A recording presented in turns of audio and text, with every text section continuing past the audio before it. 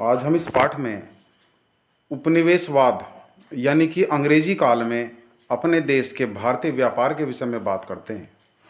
दरअसल भारत में बहुत ही महीन कपास यानी कि बहुत ही बढ़िया उत्तम किस्म की कपास पैदा होती थी, जिसका यूरोपीय देशों को निर्यात किया जाता था। इससे क्या हुआ, औद्योगिकरण के बाद ब्रिटेन में भी कपास का उत्पादन बढ़ने लगा। इसलिए वहाँ के उद्योगपतियों ने सरकार पर दबाव डाला कि कपास को बाहर से लेना बंद कर दिया जाए। इसके परिणाम स्वरूप क्या हुआ, ये बीच में आपको चित्र दिखाई दे रहा है, ये सब जानते हैं। ईस्ट इंडिया कंपनी लंदन में पूरी दुनिया में जो भी कार्य चलते थे उनका केंद्र यानी कि उनका जो हेड ऑफिस था वो लंदन में यही था। सभी जानते हैं कि ईस्ट इंडिया कंपनी ने ही जो है भारत में अंग्रेजी शासन की शुरुआत की थी। अब इंग्लैंड में जो है भारतीय जो कपास था उसका आयात कम होने लगा, सीमा शुल्क बढ़ा दिया गया, जिसके कारण भारतीय कपड़ों को दूसरे बाजार ढूंढने पड़े, लेकिन दूसरे देशों में इतनी सफलता नहीं मिल पाई। उसके परिणाम स्वरूप 1800 के आसपास जहां निर्यात हमारा सूती कपड़े का 30% था, वो 15 साल बाद घटकर केवल 15% रह गया, और 1870 तक तो ये केवल 3% रह गया।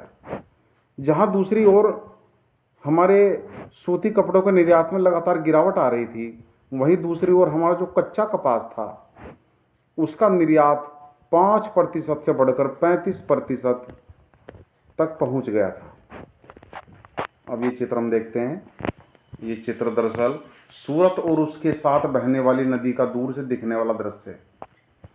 समुद्री व्यापार का सबसे प्रमुख केंद्र था सूरत बंदरगाह, जहां से जो है विभिन्न देशों को कुछ चीज़ें निर्यात की जाती थी और वहाँ से चीज़ें आती भी थी, आयात भी होता था।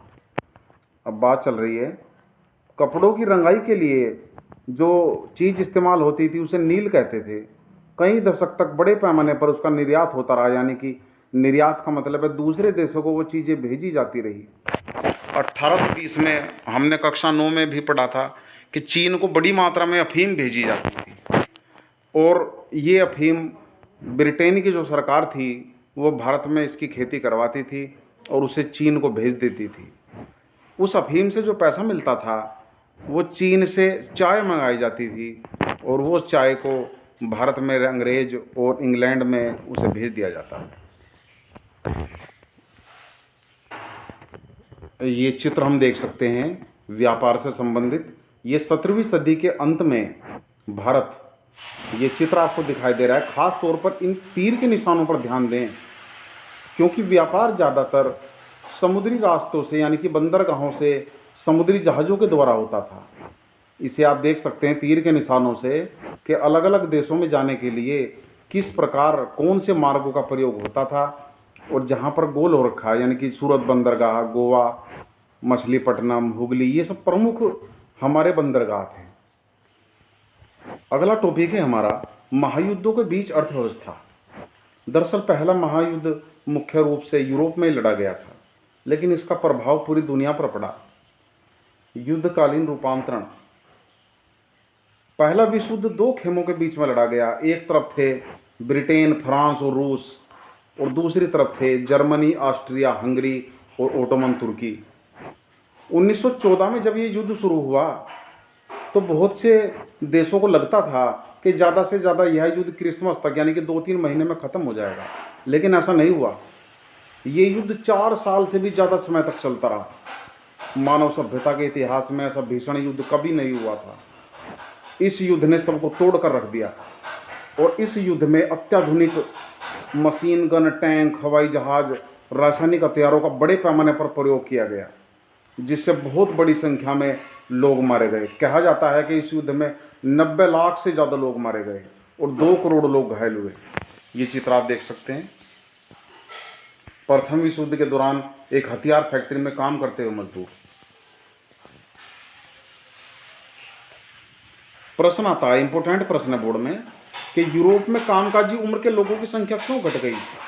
क्योंकि ज़्यादातर आर्मी में जाने वाले जो लोग थे वो सब युवा लोग थे, और युवा लोग ही अपने परिवार की आय को बढ़ाते हैं। जब युवा लोग सेना में मारे गए तो इससे क्या हुआ, कामकाजी उम्र के लोगों की मौत हो गई और उसके बाद औरतों को घर से निकलना पड़ा। अब औरतें घर से बाहर निकली और फैक्ट्रियों में काम करने लगी, मर्दों के साथ कंधे से कंधा मिलाकर चलने लगी। इस विश्व युद्ध के बाद अमेरिका सबसे शक्तिशाली बन गया। सारे देश अमेरिका से कर्ज लेना चाहते थे। अमेरिका दूसरे देशों को कर्ज दे रहा था और इस युद्ध के बाद अमेरिका एक बहुत ही शक्तिशाली देश बनकर उभरा। शेष कल।